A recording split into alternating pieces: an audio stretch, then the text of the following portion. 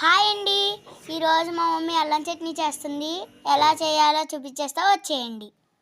Stove వెలిగించుకుని pan పెట్టుకుని oil వేసుకోండి. తర్వాత శనగపప్పు మినప్పప్పు వేసుకుని ఫ్రై చేసుకోండి.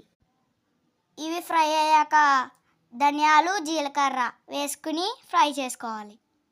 ఇవి కొంచెం ఫ్రై అయ్యాక చిన్నగా తరుక్కున్న అల్లం ముక్కలు వేసుకోవాలి. అల్లం పచ్చివాసన పోయే వరకు ఫ్రై అవ్వాలి. అవి ఫ్రై అయ్యాక ఎండుమిర్చి కరివేపాకు వేసుకోవాలి. కొంచెం సేపు ఫ్రై చేసుకుని స్టవ్ ఆఫ్ చేసుకోవాలి. అవి చల్లారిన తర్వాత ఒక మిక్సీ జార్లోకి తీసుకోండి.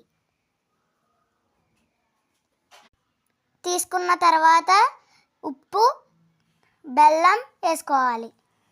ముందుగా తీసి ఉండిచ్చిన చింతపండు గుజ్జు కూడా వేసుకోవాలి.